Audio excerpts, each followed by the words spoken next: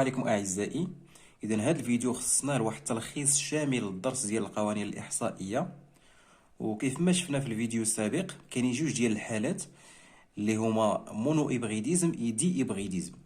إذا هذا الدرس غادي نلخصوه بإذن الله في جوج ديال الصفحات. إذا الحالة الأولى مونو إبغيديزم،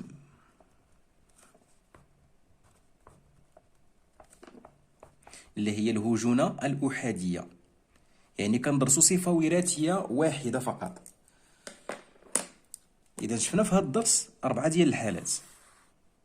في حالة الهجونة الأحادية كاين الحالة الأولى، الحالة الثانية، الحالة الثالثة، ثم الحالة الرابعة. الحالة الأولى هي لا دومينونس، يعني سيادة كومبليت، يعني سيادة تامة، تيكون واحد الحليل سائد وحليل آخر يكون متنحي. الحالة الثانية كودومينونس، هنا ما تيكونش عندنا حليل سائد والآخر متنحي، هنا كتكون تساوي في السيادة. الحالة الثالثة سي لو كا دو جين ليتال. ليتال ça veut dire en arabe حالة مورثة مميتة. الحالة الأخيرة سي لو كا دو جين lié au sexe، يعني حالة مورثة مرتبطة بالجنس، يعني محمولة على صبغيات جنسية. إذا الحالة الأولى والثانية والثالثة فهي حالة مورثة غير مرتبطة بالجنس، يعني غير محمولة على صبغيات جنسية. غادي نشوفوا الحالة الأولى، نعطيو واحد المثال. كتلقى في التمرين on a croisé par exemple entre deux individus de race pure. Le premier individu, نعطيو واحد المثال، elle est de couleur par exemple rouge. Le deuxième individu de génération parentale, elle est de couleur blanche. Ce croisement a donné une génération F1, la génération filiale. 100% des individus possèdent la couleur par exemple rouge. إذن هاد الحالة كنسميوها حالة السيادة التامة. علاش السيادة التامة لا دومينونس كومبليت؟ لأن مثلا واحد اللون من جيل الآباء ينتقل بشكل كامل لجيل الأبناء، ولا ينتقل الشكل الثاني. إذن في هذه الحالة انتقل اللون الأحمر بشكل كامل ولم ينتقل اللون الأبيض. إذن في هذه الحالة الحليل المسؤول عن اللون الأحمر فهو سائد، والحليل المسؤول عن اللون الأبيض فهو متنحي. غادي نديرو l'interprétation chromosomique. Alors, la génération, c'est entre P1 et P2, c'est-à-dire parental. Le phénotype اللي هو المظهر الخارجي ديال كل فرد من أفراد جيل الآباء. الفرد الأول بما أن هذا اللون الأحمر سائد، يعني الحليل المسؤول عن اللون الأحمر سائد اللي دومينون، غادي يكون أون ماجيسكول، إر ماجيسكول. هذا متنحي، باش عرفناه متنحي حيت ما ظهرش هنا في الجيل ديال اف 1. غادي نديروه بمينيسكول صغيرة، بي صغيرة. لو جينوتيب اللي هو النمط الوراثي. إذا قلنا هذه الحالة فهي حالة مورثة غير مرتبطة بالجنس، يعني غادي يكون الاقتران بهذا الشكل، ما كنهضروش على إكس و إيكغيك. وفي التمرين شنو قلنا ديك الساعة في الأول؟ sont de race pure. Les individus de génération parentale sont de race pure. Alors ils sont homozygotes. اشنا هي homozygote؟ يعني هذا الاقتران اللي في الفوق غادي يكون R ماجيسكول، وحتى هذا R ماجيسكول بحال. حتى هنا le deuxième individu c'est B minuscule. La quatrième des choses c'est les gamètes. Pour les gamètes, هاد l'individu غادي يعطينا واحد لو تيب دو gamète اللي هو R majuscule. Et le deuxième individu غادي يعطينا B minuscule. Alors, la fécondation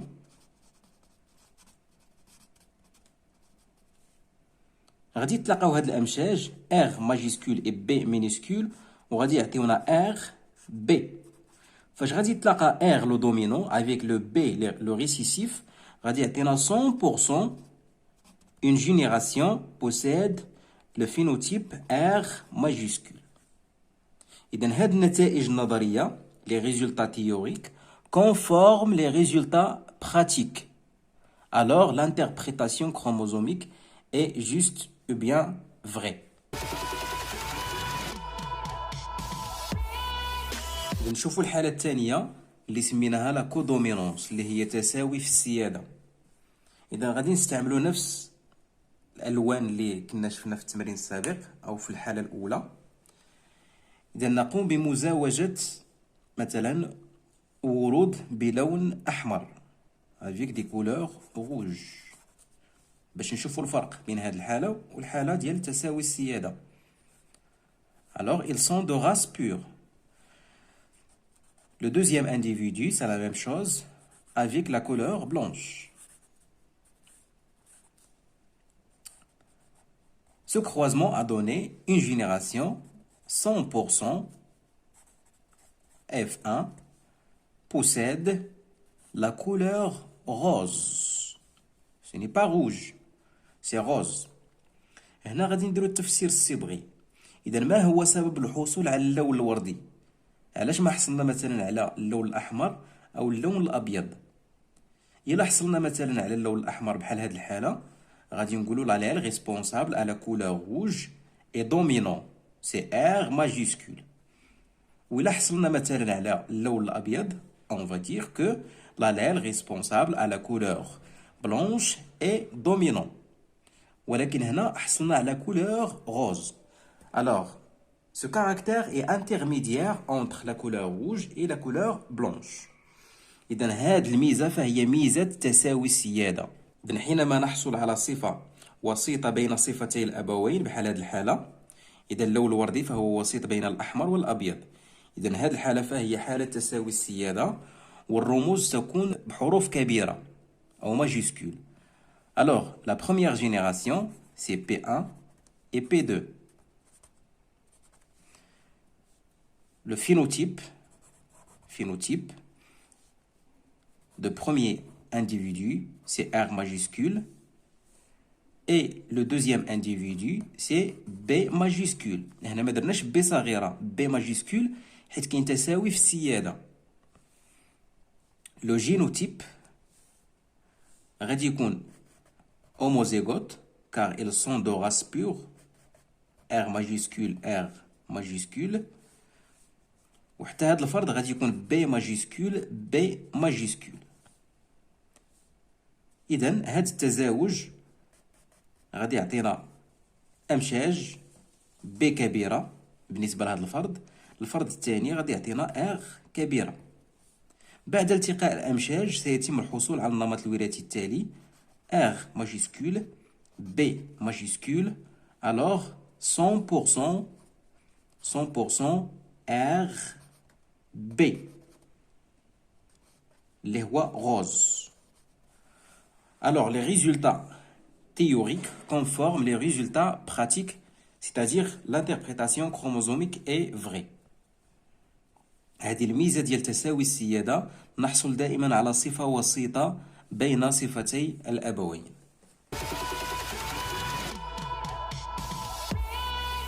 غادي نشوفوا الحالة الثالثة جين ليتال اللي هي مورثة مميتة. تعطيونا في التمرين on a fait croiser entre la génération F1 يعني F1. Ce croisement a donné les résultats suivants. Un tiers et deux tiers. واحد على ثلاثة جوج على ثلاثة. وكيخصنا نديرو التفسير الصبغي. غادي نعطيو واحد المثال. F1 حينما نزاوجها مع F1 ونحن نعلم أن F1 دائما تكون مختلفة الاقتران، c'est-à-dire hétérozygote بحال هذا المثال R ماجيسكول B مينيسكول. غادي نخدموا عليه، يعني اللون الأحمر الحليل المسؤول عن اللون الأحمر، ثم الحليل المسؤول عن اللون الأبيض، نفس الشيء الحليل المسؤول عن اللون الأحمر لأنه نفس الفرد، ثم الحليل المسؤول عن اللون الأبيض. إذن بعد ذلك الأمشاج، إذن كل فرد سيساهم بنوعين من الأمشاج. Alors toujours deux types de gamètes, R majuscule et B minuscule. À la fin, l'échiquier de croisement.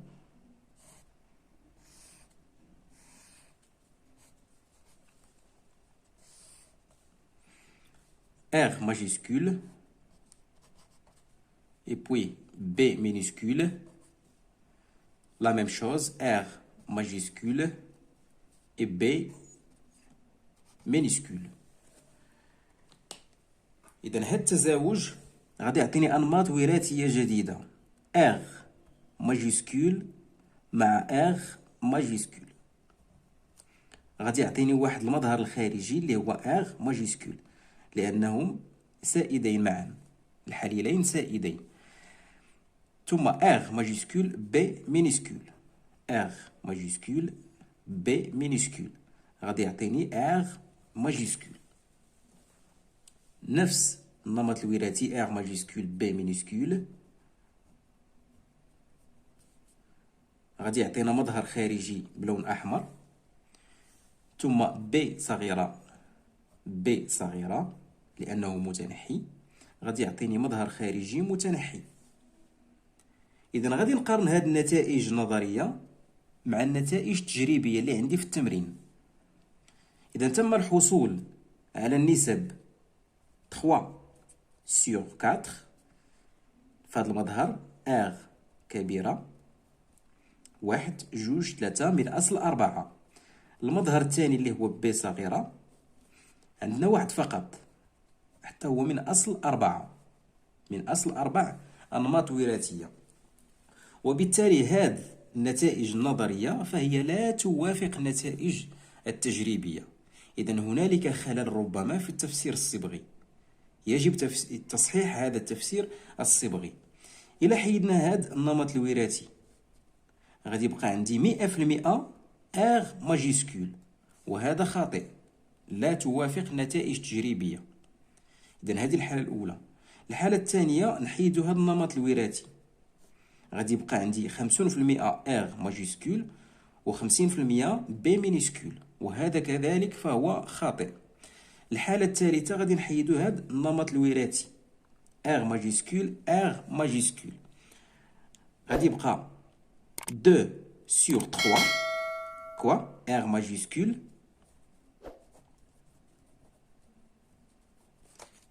et 1 sur 3 B minuscule. Alors, l'interprétation dans ce cas chromosomique est conforme l'interprétation ou bien conforme les résultats pratiques. Alors, l'interprétation chromosomique est juste. إذن هذه الحالة ديال المورثة المميتة كنعرفوها بهذه النسب اللي عندنا هنا، 1/3 اللي هي كتساوي 33.3 و2/3 اللي هي كتساوي 66.6%. فاش نلقى هذه النسب كنعرفها بأنها مورثة مميتة.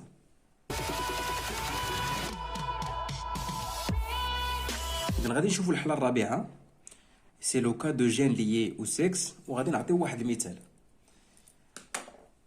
On a croisé entre deux drosophiles اللي هي ذبابة الخل. إذا الأولى فهي أنثى، الرمز ديال الأنثى بعيون، عند اللون ديال العيون ديالها لون أحمر غوج. والثانية فهي ذكر بلون عيون أبيض blanche. Ce croisement a donné une génération 50%, 100% de couleur rouge, 100%, tel que 50% 50% منهم إناث و50% منهم ذكور. Dans ce cas, la première loi de Mendel est vérifiée. بحال هنا. علاش؟ لأنه تم الحصول على نفس المظهر الخارجي في الجيل F1. لو ميم فينوتيب. يعني في هذه الحالة تنقولوا تحقق القانون الأول لمانديل. بقات لينا هذه الحالة واش مورثة مرتبطة بالجنس أم غير مرتبطة بالجنس. إذا بما أنه تم ذكر جنس الأفراد، إذا فهي مورثة مرتبطة بالجنس. Alors le sexe des individus est donné. Alors dans ce cas c'est une gène liée au sexe. باقي لينا واش محمولة على الصبغ الجنسي X ولا Y، حيت الصبغيات الجنسية هي الصبغ الجنسي X والصبغ الجنسي Y. إذا نشوفوا الافتراض الأول، لو كانت محمولة على الصبغ الجنسي Y، إذا فقط الذكر هو الذي سيقوم بنقل صفته إلى الذكور في الجيل F1، ولكن هذه الصفة، صفة العيون، انتقلت إلى الإناث والذكور معا، وبالتالي فهي غير محمولة على Y، وبالتالي فهي محمولة على X. الآن غادي نديرو التفسير الصبغي. هاد لي دو بارون سون دو غاس بور.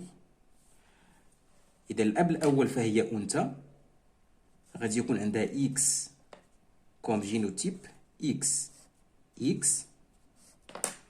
وكنعرفوا هاد اللون الأحمر فهو سائد، غادي يكون عندها XR ماجيسكول. واللون الأبيض فهو متنحي. وكاين عند الذكر اللي غادي يكون عنده XY، غادي يكون عنده B صغيرة. pour les gamètes، هذا لو جينوتيب. pour les gamètes، إذا الأنثى غتساهم بواحد النوع ديال الأمشاج فقط، حيت عندها XR راه بحال، ولكن الذكر عنده XB صغيرة وعنده Y، راه مختلفين جوج ديال الأمشاج. alors pour l'échiquier de croisement عندنا الرمز ديال الذكر اللي هو هذا، ثم الرمز ديال الأنثى فهي تساهم بنوع واحد من الأمشاج اللي هو XR، راه شفنا هنا، بينما الذكر يساهم بنوعين من الأمشاج XB ثم Y. بعد التقاء الأمشاج XR XB سيعطينا هذا النمط الوراثي واحد المظهر خارجي اللي هو R ماجيسكول، واحد الفينوتيب اللي هو R ماجيسكول. إذا فهي عبارة عن إناث حيت عندنا XX. بالنسبة للنمط الثاني XY يعبر عن الذكور، Y اللي هو هذا، ثم XR اللي هو هذا المشيج. إذا هذا النمط الوراثي غادي يعطيني واحد المظهر خارجي اللي هو R ماجيسكول. إذا نفس المظهر الخارجي اللي عند الذكور هو اللي عند الإناث، يعني 100% من أفراد الجيل F1 فهي تتوفر على المظهر الخارجي بلون عيون أحمر. إذا النتائج نظرية توافق النتائج التجريبية، يعني أن التفسير الصبغي فهو صحيح. إذا هذه الحالة ديال المورثة المرتبطة بالجنس إذا كنعرفها بجنس الأفراد.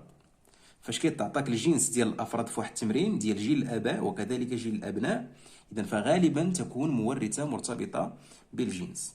إذا في التزاوج العكسي فهي تعطي نتائج مختلفة، يعني نتائج عكسية. إذا هادو هما الحالات ديال حالة الهجونة الأحادية.